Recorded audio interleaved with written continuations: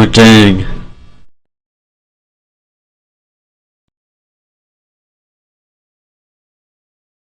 Oh dang, finally now it's working. Okay, so when I set it to made for kids, it disabled chat, and when it was 360 video, it only showed like a small portion of the screen, and then I fixed everything else.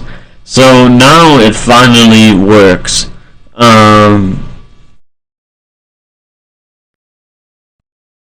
it works. Wait. Wait, where's my video?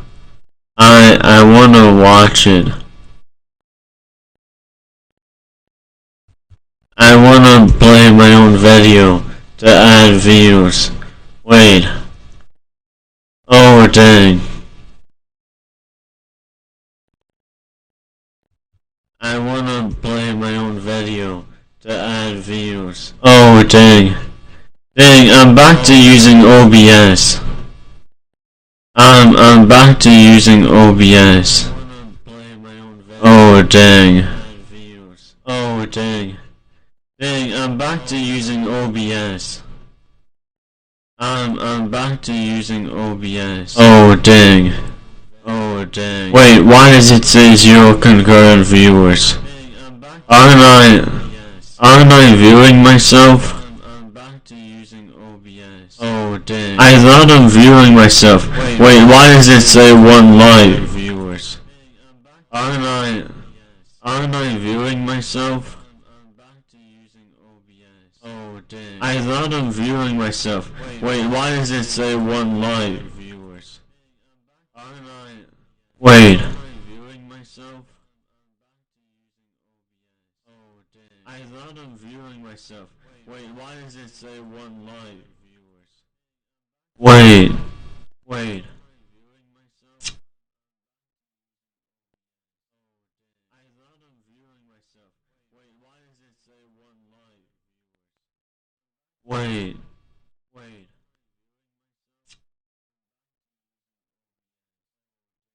Oh, dang it. I have to take out audio output or something. Audio output is jacking up. Dang, at least I have OBS now so I can play music. I'm gonna use it to play music. Non-copyright music. Oh dang. I have OBS now so I can play music. Wait, turn this down. Oh snap. I'm just about to turn that down. Wait. Where's my playlist?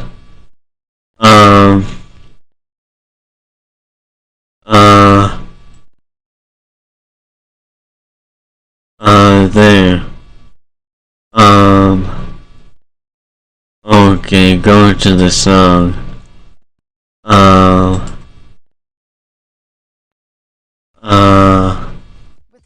Wait, I should be teaching frameworks. I don't know who's watching though. I don't know what to teach.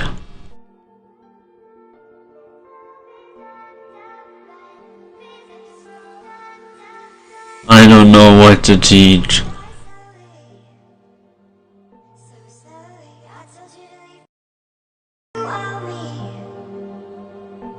Oh dang.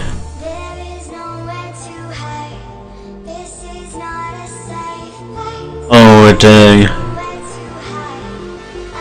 This music is good.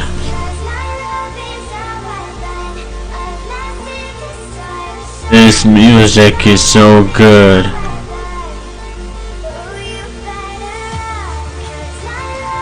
Oh dang. Oh dang. Wait.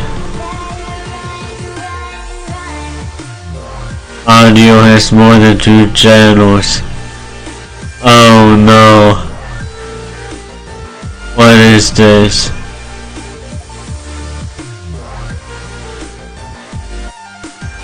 Oh no. I I need to reduce the channels. The stream status is poor.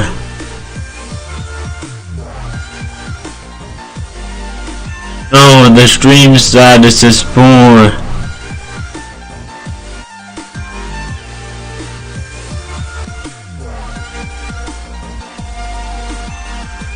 Wait, can you hear me? Wait, I'm so confused.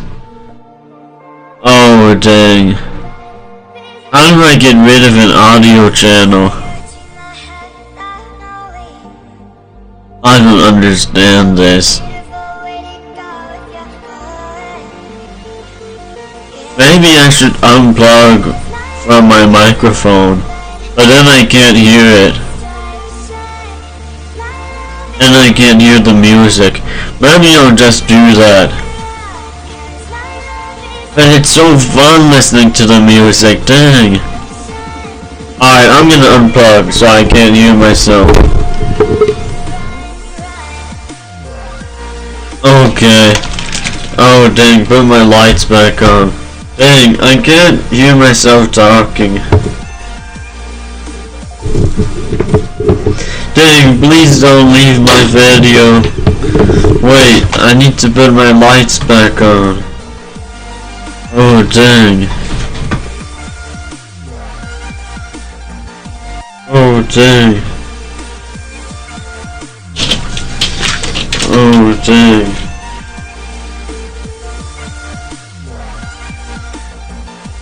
I got the lights. I got them lights, bro. Okay. Now I gotta teach framework, so let me pull up frameworks. Wait, no, don't leave. Don't leave, no. No, don't leave. Okay, then we'll play the next song.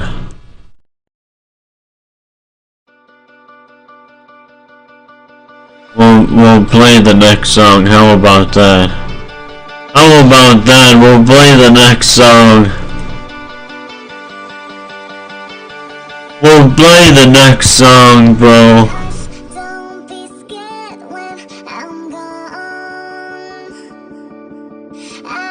How about that? Alright, let's go to my Discord.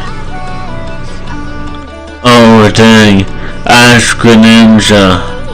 Oh, don't go to NSFW now.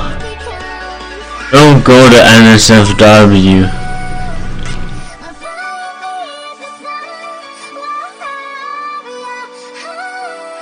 Don't go there, bro. My products. Go to my products.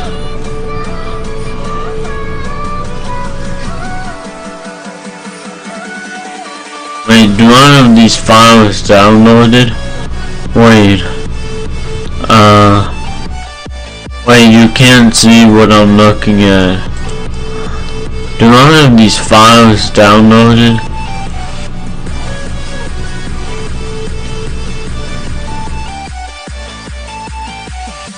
Where is it? Where's the files? I don't have them downloaded. Oh dang, I closed Discord. I gotta open back up the Discord, man. We gots to be using the Discord. Okay. Here's my book. Okay, let's save all these files. Let's save all them files, bro. Let's save all them files to this computer. Discombobulation. It's the discombobulation. It's the discombobulation. It'll sweep the nation. Sweep the nation, baby. And I thought I bought FL Studio, the music DAW, but it turns out it was just the free trial version. It was just a free trial version. It scammed me. It ripped me off of $3. $3. What the fuck? Okay. $3. Okay. Let's open the downloads. We're gonna go into the fitness first. This is my frameworks. And it's so juicy, man. I can't tell you how juicy it is. I can't tell you how juicy. How juicy, my friend. How juicy, my friend.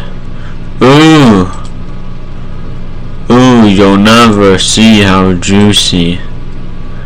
You'll never see how juicy. Window capture. The window capture. Ah yes. Ah yes. Such a great capture device. There's something about you.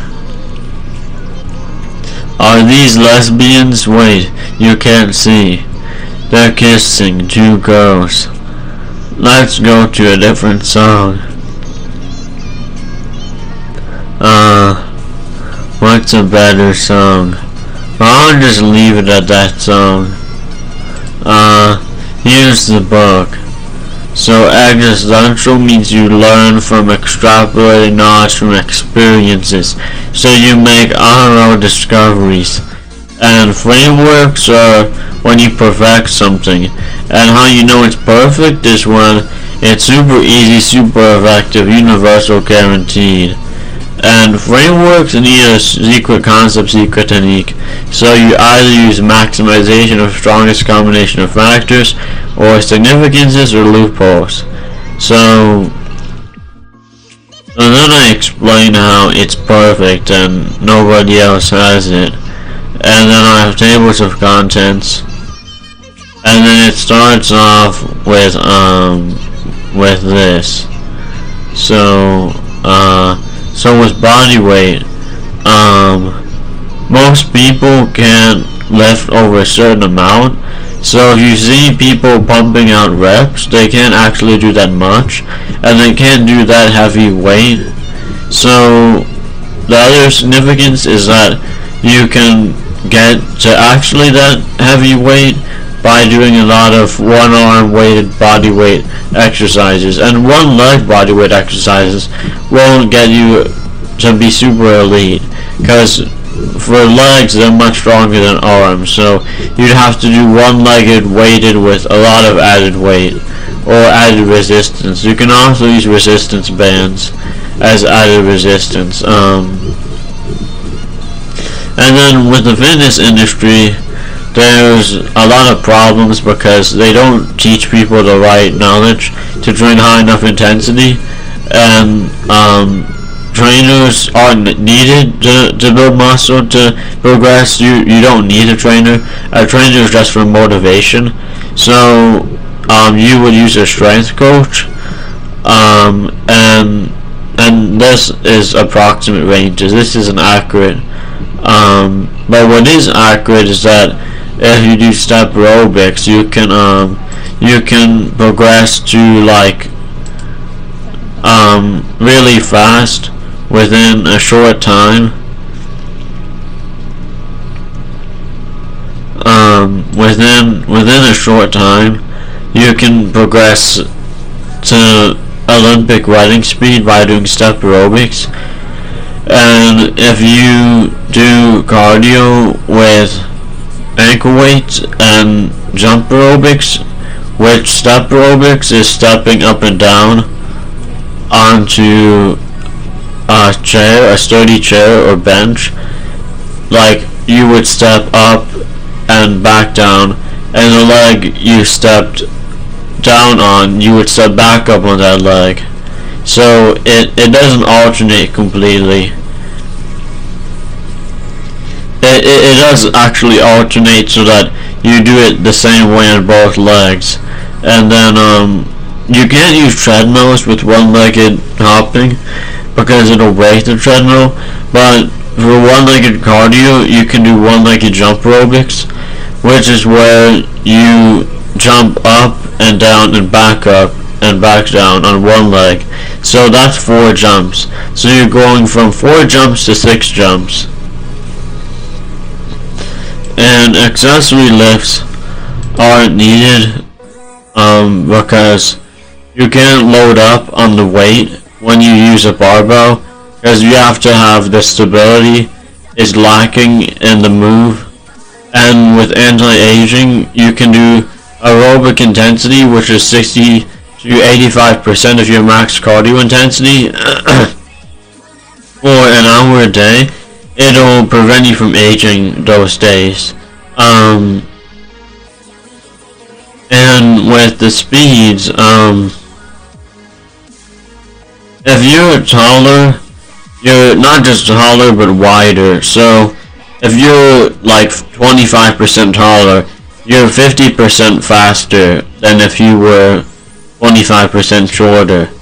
So if you're 50% taller than somebody else, then you're basically twice as fast if you're the same body type. So to reach double your running speed in terms of ankle weightage, if you're like 5'3" and weigh like 130 pounds, you would need to use you would need to use like 10-pound ankle weights and reach the same speed with 10-pound ankle weights as without ankle weights. As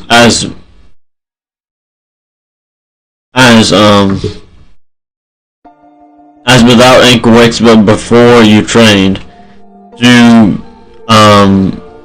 have like, I think 10-pound ankle weights, if you reach the same speed, it'd be like maybe a 1.5 times multiplier on 2 legs. Yeah. I'm having to question that. So if you ran at the average speed of 16 miles per hour, and then you got up to 16 miles per hour with 10-pound ankle weights, and you're a small person, oh, I just ripped something. If you're a taller person, then take the height percentage and double it, because you're wider, and then multiply that by the ankle weightage, or by the speed. So if you're 50% taller, then that's twice as fast. So take either twice the ankle weightage, or you have to reach twice the speed with that ankle weightage. And that will be 1.5 times.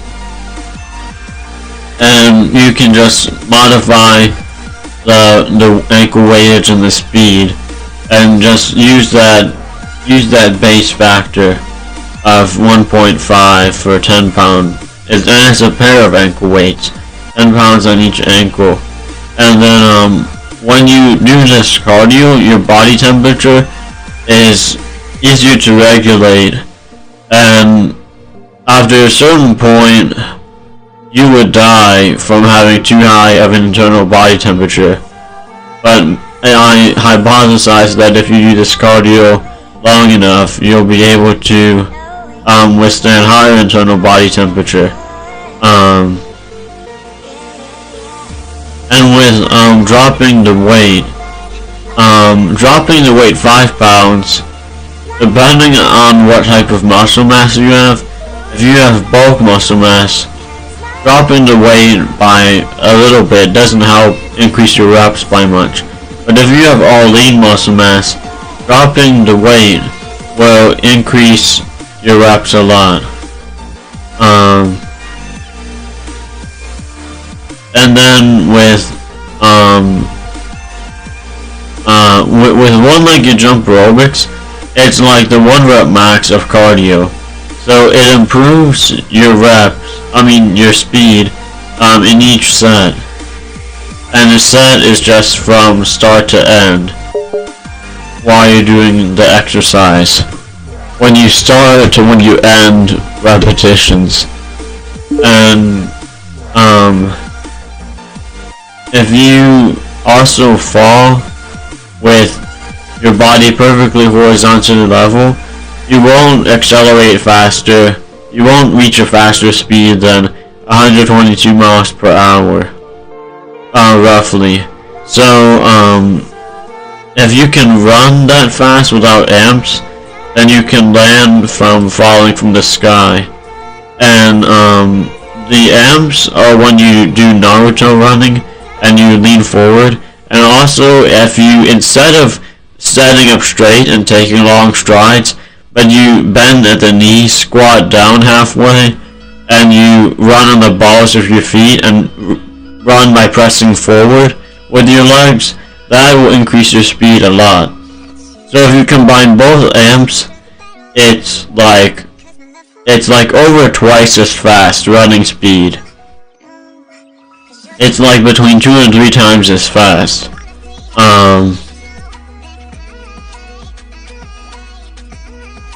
And humans can run between 16 miles per hour, and if you train with say 25-pound ankle weights, and do one-legged jump aerobics, you'll start off around 60 miles per hour if you're short, and if you keep doing that, and you keep doing one-legged jump aerobics on the higher and higher chair or bench height, which there's bench steppers that are meant to adjust the height. So if you start out at a really low height, and you increase to like a height that's like 3 or 4 times as high, then that should be 3 to 4 times as fast. So if you're 60 miles per hour, you can reach 180 miles per hour.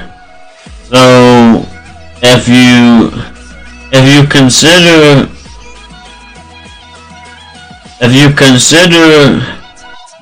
the max bench stepper height you could use, and with, instead of 25-pound ankle weights, if you're using 55 pounds of ankle weights in each ankle, then let's say you're short, like 5'3", so 25 to 55 on ankle weightage, let's just round that to 2 times. So 2 times, and you increase the bench stepper height 3 times.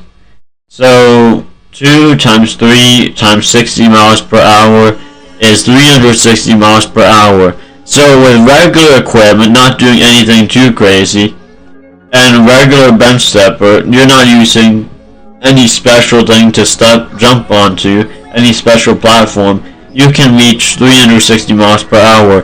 And if you're like 7'6", then maybe like 700 miles per hour. So considering that you can get that high into the hundreds, with enough strength training so that you can handle more ankle weightage, you would be able to break into the thousands. And that would probably require like using ankle straps connected to a carabiner and holding adjustable dumbbells, like 2 pairs of adjustable dumbbells of like 88 pounds each dumbbell. So let's calculate that. So if it was 176 pounds of ankle weight each ankle, so 176 pounds is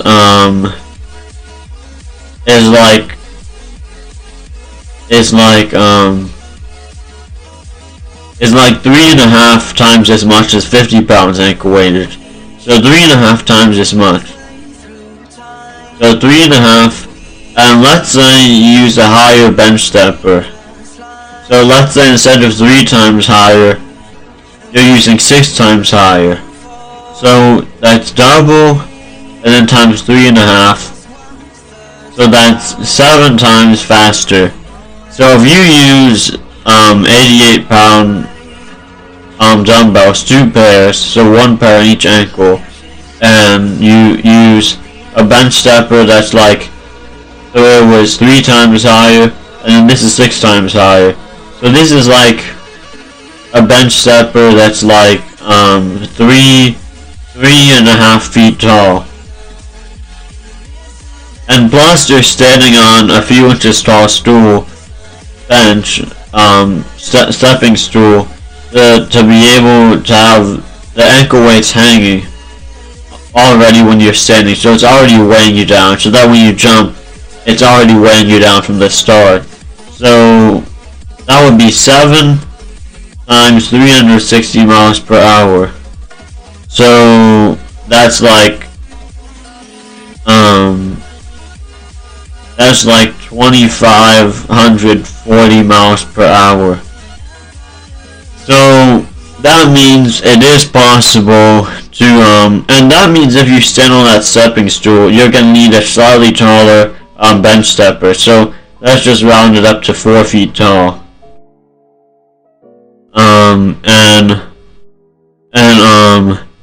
And there are different ways to do jump aerobics. You can do it by squatting down to your quarter squat and jumping up from that. Or if you want, you can squat down all the way, and that's what I call frog form. And if you go to failure,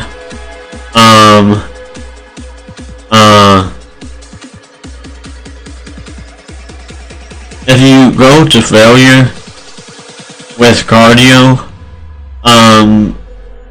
you don't have to, because it'll still improve your heart endurance if you're doing one-legged jump aerobics, but it'll also help to go to failure.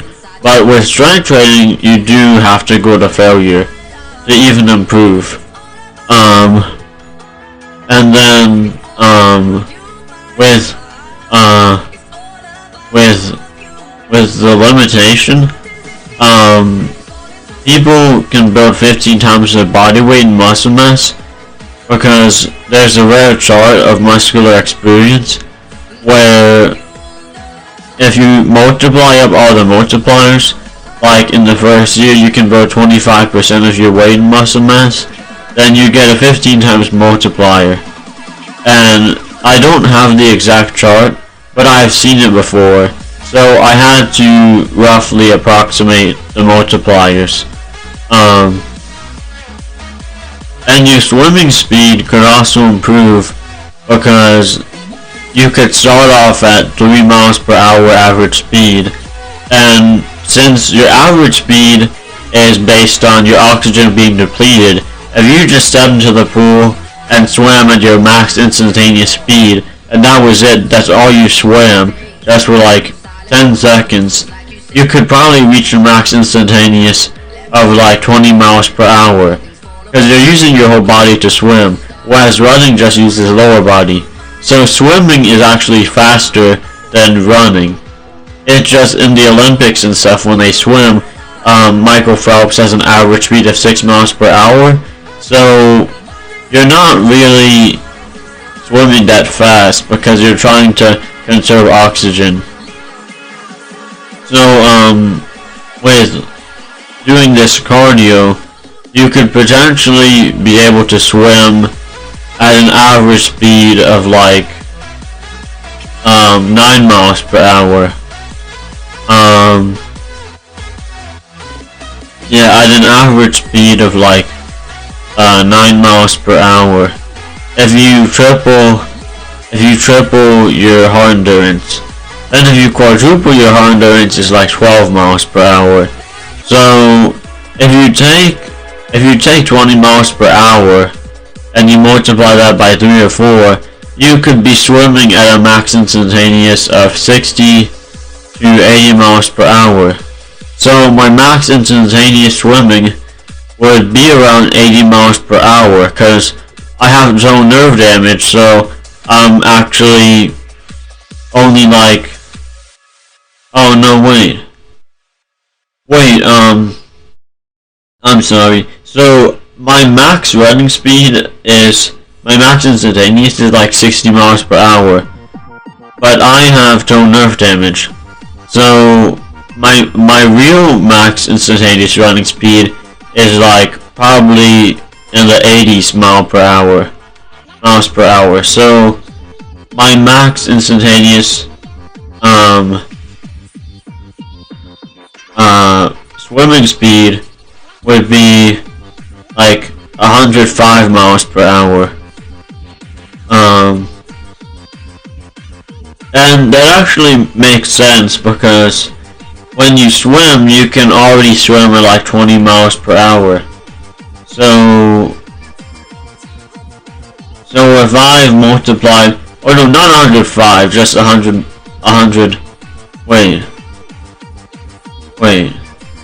no, four times,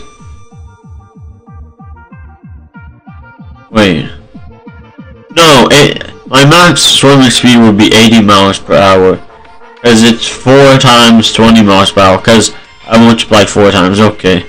I confused myself with that. No, wait. Oh, I'm sorry. So, my max running speed, I've multiplied more than 4 times. Because I have zone nerve damage, so it would be like 100 miles per hour. Max instantaneous swimming speed. And I also train my muscles, so I'm stronger. Increasing your leg muscle, if you already increased your hard endurance, increasing your leg muscle and matching that hard endurance increase would also increase your running speed. And increasing lung capacity can also increase your running speed.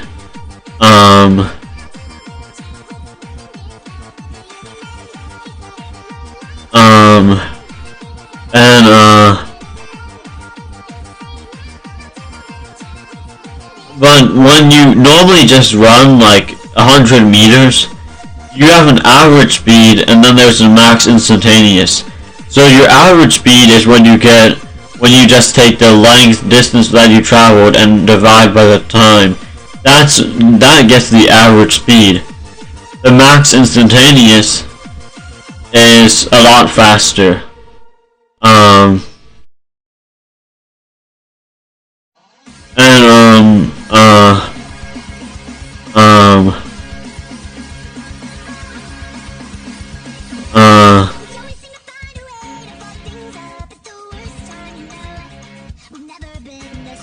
And when you can't fit ankle weightage under your knees, you have to use ankle straps and connected carabiners and adjustable dumbbells. And you can get the carabiners and ankle straps from Amazon, and the weights you can just get from Wish because the weights are too expensive on other sites.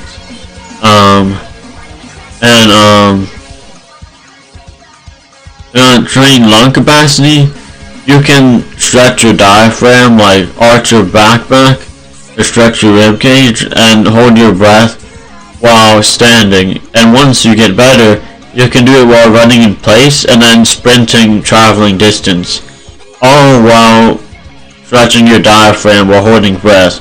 So once you can run far with all of that, you'll be able to hold your breath for hours. If you're lying still in a pool, like lying in water still face down, not holding breath standing or moving around. You're not supposed to move around when you hold breath to train lung capacity, but this is because you need to do that because it's anaerobic. It's doing stuff without oxygen, and you work up to that. You progress up to that. And I think, did I skip something? Oh, and then with upper body step aerobics, if you can do handstand push-ups, you can potentially do step aerobics with your arms.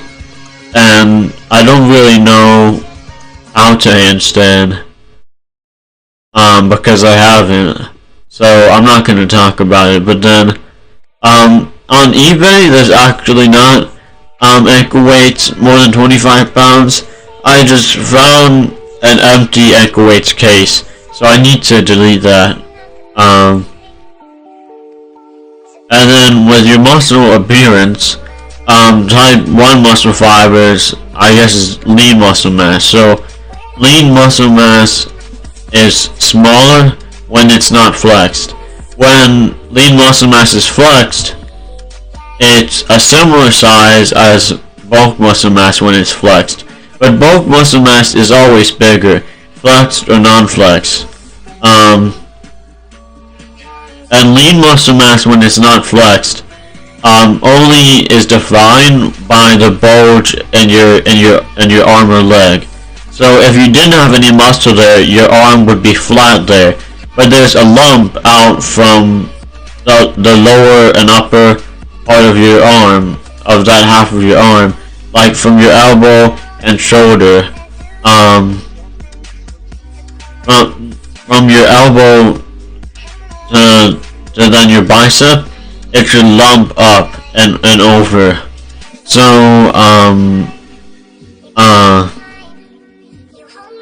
if you had bulk muscle mass, it would look defined even when you're not flexing. Like it looks like a pump. So if you have lean muscle mass, your muscles, even your pecs, everything doesn't look defined when you're not flexing.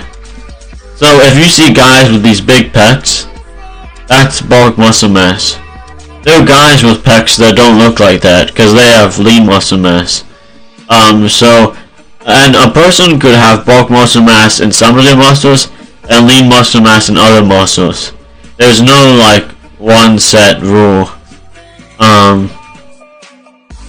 But your shoulders are always 50% bulk and 50% lean muscle mass. And sometimes people use the word bulk as like a terminology of bulking, like gaining weight or gaining size. But bulk muscle mass does not mean bulk.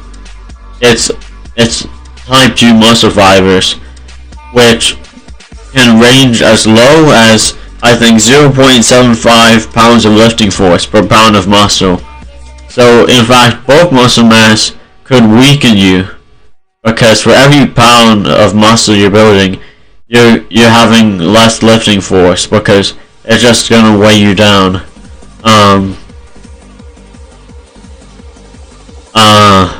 And then lean muscle mass at 80% of your 1 rep max, okay, is 9 reps, and then 6 reps at 85%. So the thing with these rep ranges is that this is not the maximum. So if you have more and more lean muscle, it could be way more than 9 reps at 80% of your 1 rep max.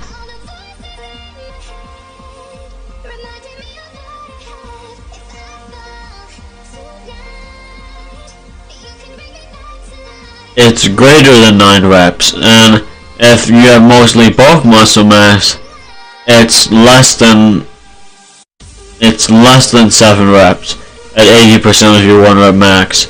So from 7 to 9 and 4 to 6 at 85%. So given that factor, most people probably have bulk muscle mass, because not a lot of people at like 90% of their 1 rep max are doing more than 1 rep, but some people can. And I personally have all lean muscle mass, but there are advantages to having bulk muscle mass. And so here's the part I thought I skipped.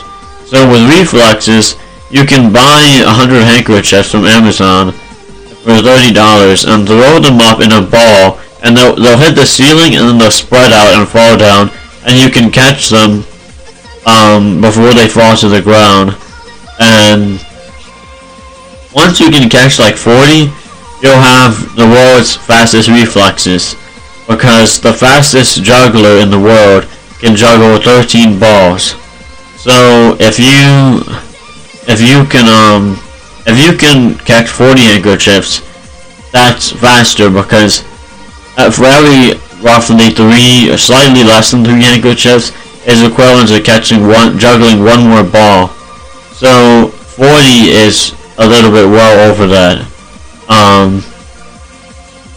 And you use handkerchiefs because they fall slower, so it'll train you better. And this type of handkerchiefs fall slower than like silk, higher quality handkerchiefs. These are just cotton handkerchiefs. So if you use the heavier, thicker ones, then those will fall faster, like the smaller ones. These are big and thin and cotton. So you won't need 40 if you use actual handkerchiefs. But those aren't absorbent or anything. And then with strength training,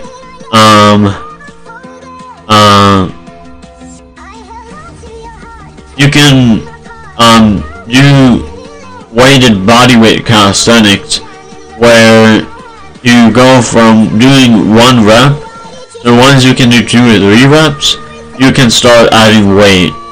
And if you can't do 1 full range of motion rep with the exercise, you can't start training it, because you can't train it with partials. Partials won't progress you.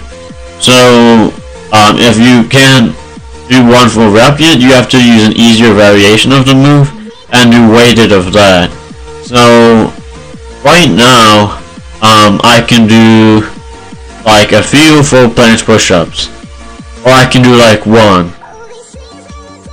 So right now, if I can only do 1, technically I can add weight. If I can do 1, but it's not an exact 1, like maybe I can do 1 and another 0.5 of a rep. So technically, not even at 2 reps, but just once you're able to do it with added weight, then just add weight, add resistance. And it can be in the form of a resistance band, or weight plates on your back in a backpack or a weight vest, or even wearing ankle weights. And it depends on the move, and you want to do 10 times your max reps, and that's enough. You don't need to do more than that. But if you're doing partial reps, the problem with that is you need to do more reps. I mean more sets, because partials isn't a full rep. But one of the mistakes is you can only do 1 rep, and you keep doing 1 rep at a time, and you do way more than 10 reps. And the problem with that is, with some moves, that won't progress you. That actually won't improve your strength. And that's because, and I think it's because, you're not doing a full range of motion rep. You think you are, but you're not. And you're not able to progress, because the amount of muscle mass you need to build after a certain point to progress in reps is so much muscle that it's impossible to build that much muscle mass unless you train higher intensity. So it's actually that it's not your 1 rep max, because your 1 rep max is with added weight. So you may be able to only do 1 rep,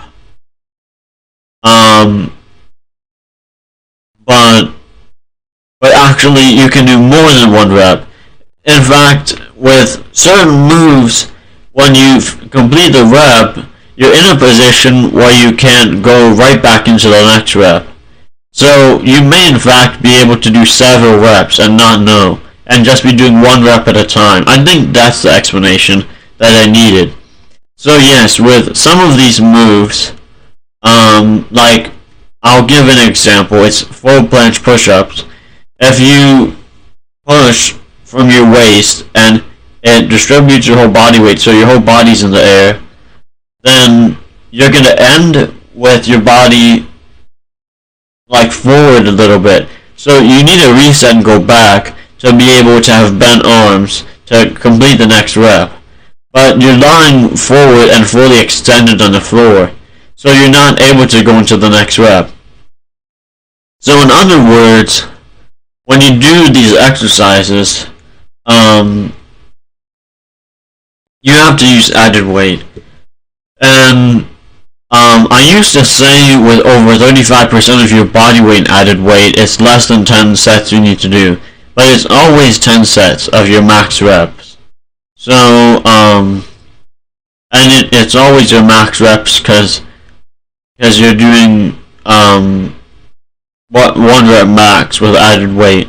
So just 10 reps of that.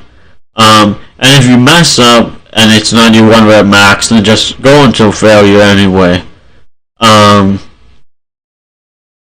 Or if not, then do an extra set. Go into overtraining and do your actual 1 rep max next time.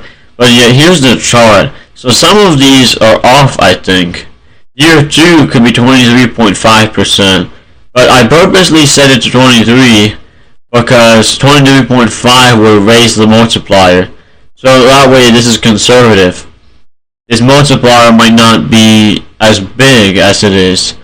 But some of these I got exact, like year 1, year 25. A lot of these last years I got right.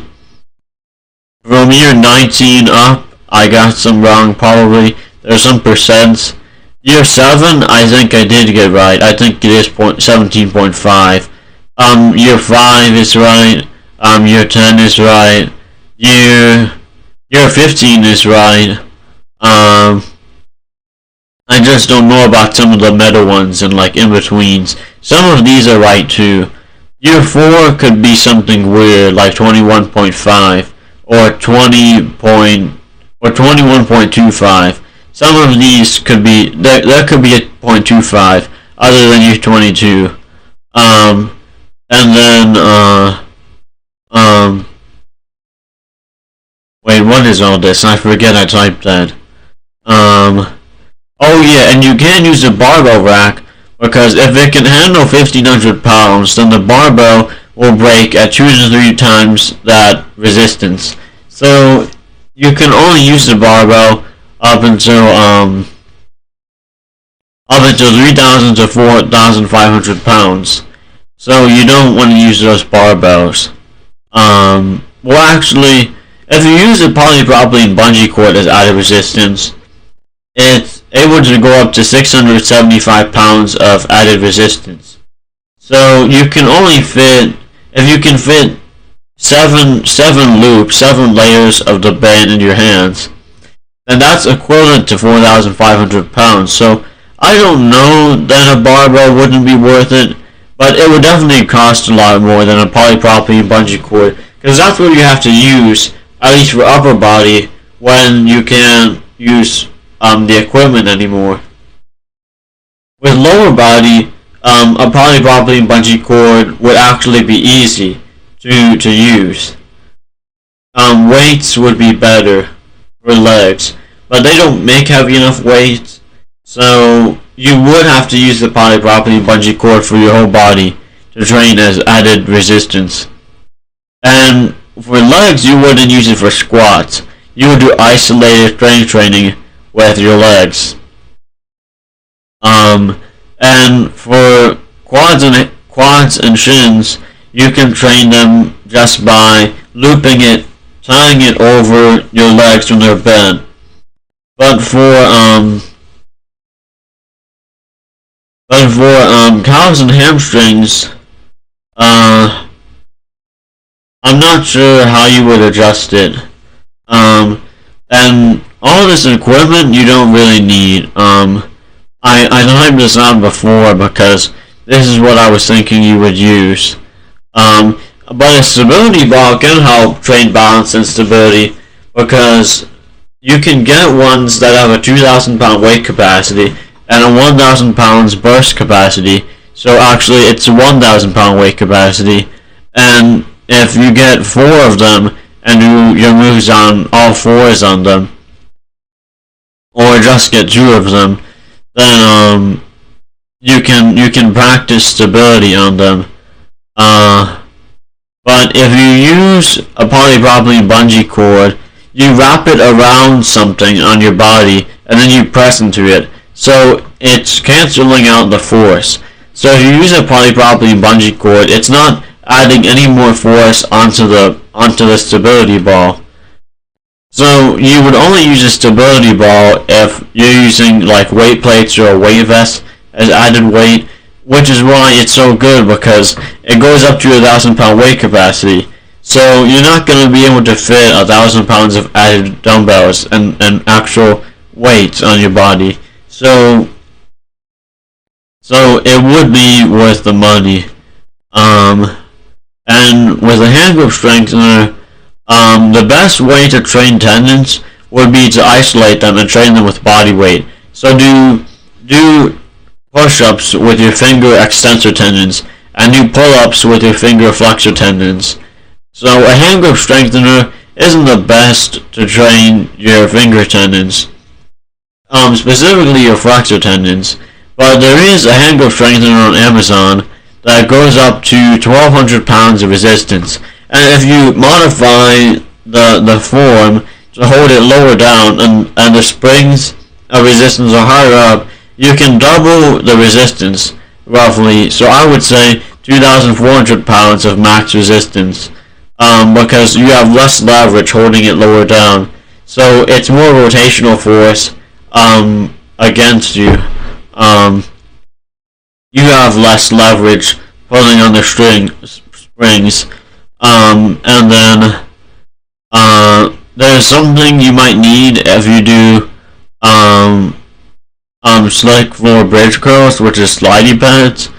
And slick floor bridge curls is the basic calf hamstring move before you're doing more advanced like calisthenics. And then there's barbells that you can use. Most barbells go up to 500 pounds weight capacity, so they would break between 1,000 and 1,500 pounds. And with resistance training, I'm not going to go into it because you don't want to do that to build muscle. But there is a way to maximize it. And then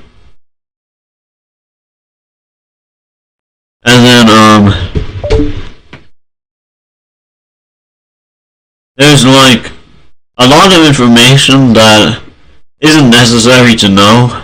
It's kind of extra. Like foam rolling is kind of extra to know.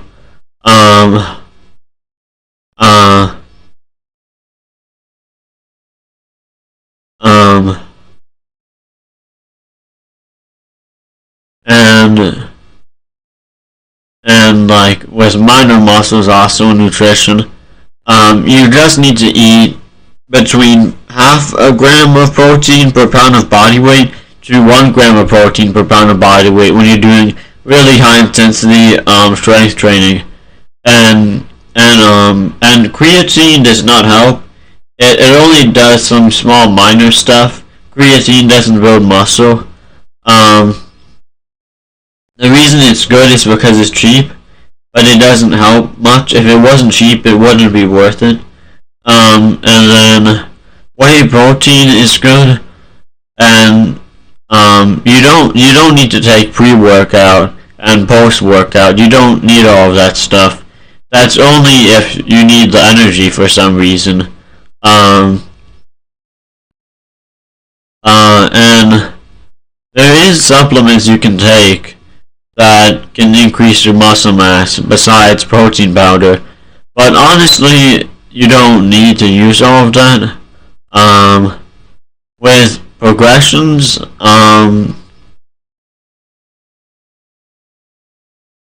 would always use standard grip, and like I said, start when you can do 1 full range of motion rep. But always do standard grip because that way you can do the most reps.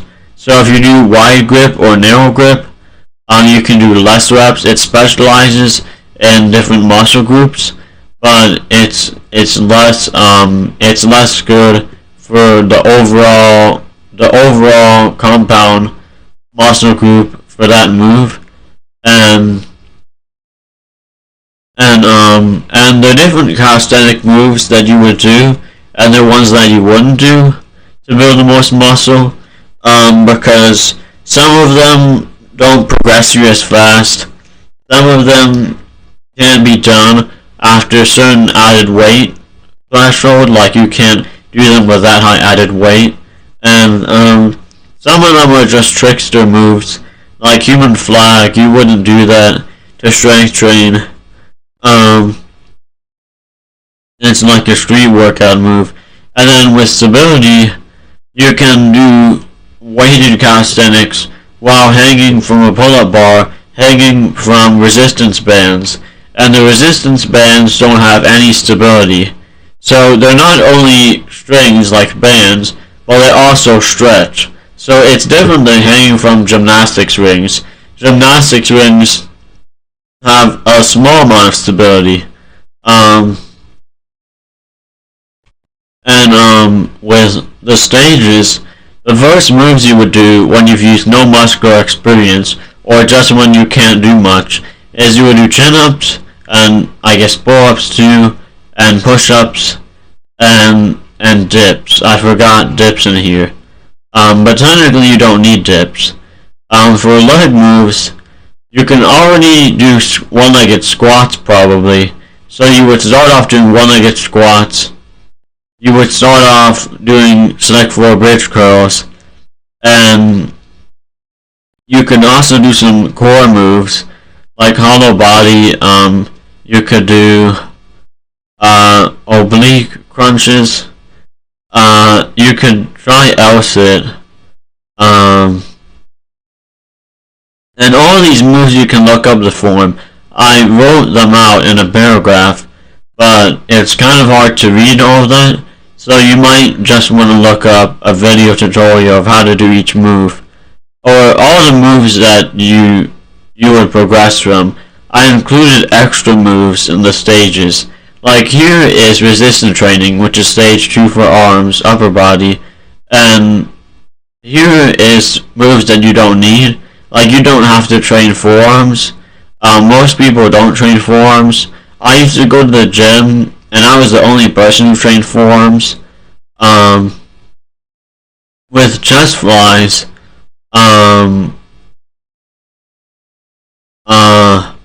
when you do them with dumbbells, it's a lot harder than with a weight machine.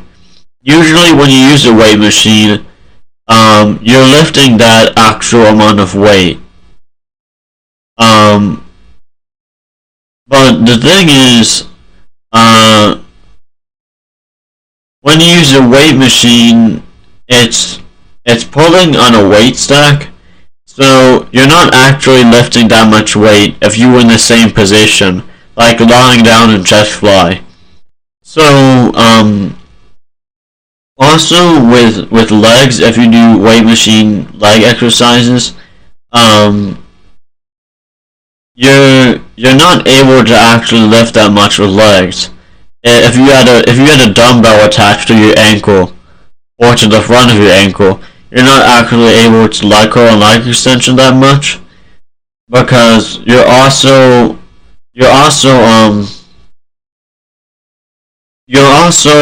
weighing down on the weight stack with your body weight. So your actual lifting force on the weight stack is including your body weight and how much of the weight stack you can lift.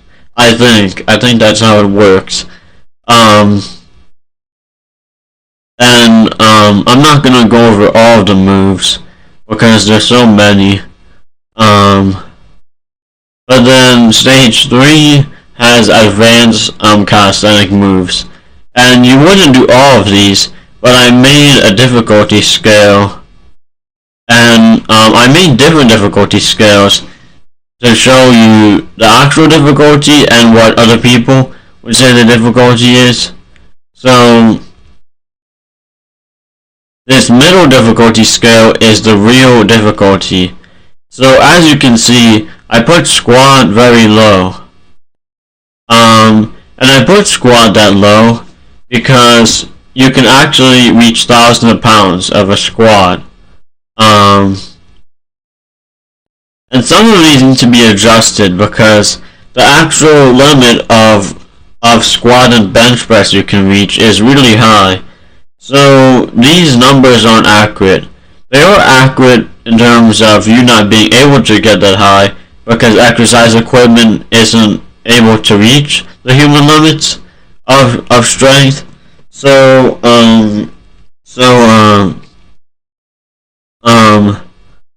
it is accurate in that sense. But if the exercise equipment could reach that high, then it wouldn't be accurate. And then with the advanced moves here, you would eventually do one-armed and one-legged of everything, and when you use all your muscular experience, that's when you can start training endurance. And to train endurance, you would do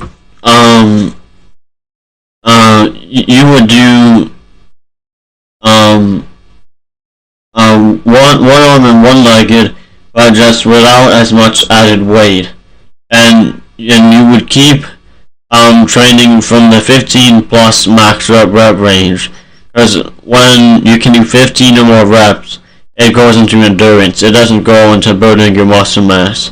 And with training lower back, you can do lower back extensions with your legs. So instead of raising your lower back with your back, you can raise your lower back with your legs. So you would lie down and lift your legs up above behind you, lying on your belly. And you can do that with added weight on your ankles or with something weighing down your legs. With core, you can just do dragon press, which is a move that trains core very well. And to train deep back muscles and tendons, you can do the Aquaman, which is a move where you lie on your belly and raise one arm and the opposite leg up behind you. And you do that with added resistance on your arm and leg. And you can do it slowly, slow and controlled, or you can just do it however.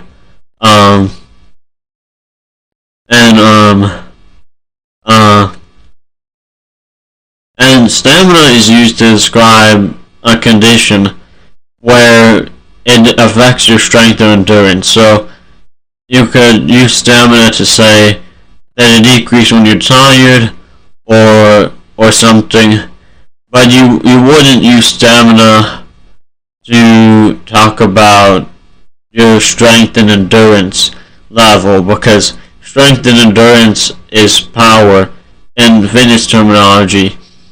And then with stretching, you have to stretch out your muscles completely before you start working them for the first time. So if you've never stretched forearms and you want to train forearms, you have to establish the stretch. And if you breathe in and out faster, as hard as you can, you'll stretch it out faster. And ballistic stretching is actually the fastest form of stretching, and it helps if you want to train ballistics. So static stretching is training you to be better at static exercises when you're holding a position still and exerting force, and ballistics is when you're explosive and you contract your muscles as fast as possible. And ballistics is also when you're training to increase your acceleration speed from your muscle mass, as opposed to increasing your limb movement speed from hard endurance. And ballistic stretching is where you go in and out of the stretch. So you stretch for a second and then stop the stretch and then go back, and by stopping and going back, it stretches you faster, it stretches you out faster. And so there's a way to stretch each muscle. Some muscles you can stretch in multiple ways. Really, it's all the same way. You're just putting your body in different positions the rest of your body, but the position of the muscle is basically the same. Some muscles you have to swing them to stretch them. You can't hold them still in place. And those muscles are biceps, some back muscles, and other muscles you can hold them in place or you can also swing them to stretch them. But mostly holding them in place. And you actually don't have to warm up. And that was all of fitness. Which I have to work out soon. So, I guess I'll end the video. Oh, the music was off. Oh, I guess the music's been off for a while. Okay. I think I'm gonna end the stream.